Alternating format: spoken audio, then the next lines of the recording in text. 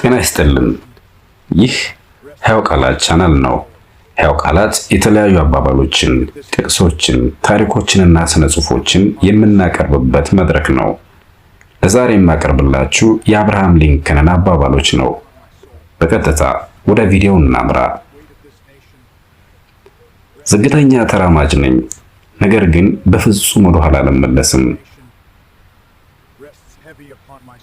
ከራሱ ስህተት የሚማረው ሞኝ ብቻ ነው። ጠቢብ ግን የሚማረው ከሌሎች ስህተት ነው።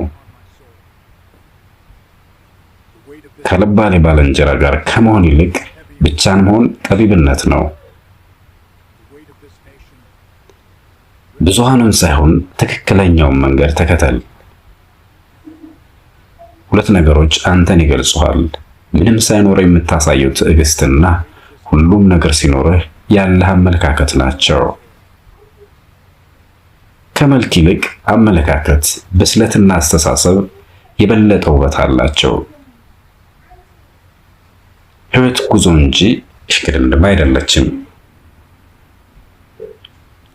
ከባድ ጊዜ ይፈትንሃል እንጂ አይገድልህም። ጥሩ ስሰራ ጥሩ ስሜት እንዲሰማኝ፣ መጥፎ ሳደርግ ደግሞ መጥፎ ነገር እንዲሰማኝ የሚያደርግ ሃይማኖት ነው ያለኝ። ልምድና ገጠመኝ የሁሉም ነገር መምህር ነው።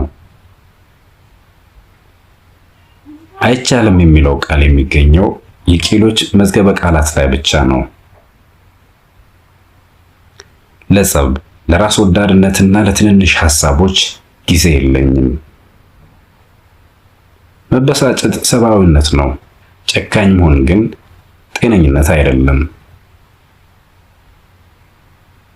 አንተ ጸጥ ብለህ ጠንክረና ስራ። ስኬትህ በራሱ አፍ አውጥቶ ያውራ። ደግ ሁን፣ ደስተኛም ሁን። ሁለቱም ነፍስን ሰላማዊ ያደርጉታልና።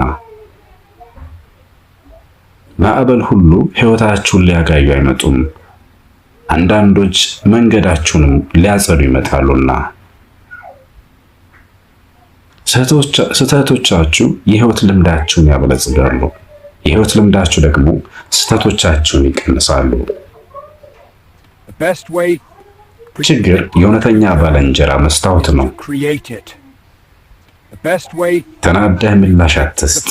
ስትደሰት ቃል አትግባ። ሲከፋህ አትወስን።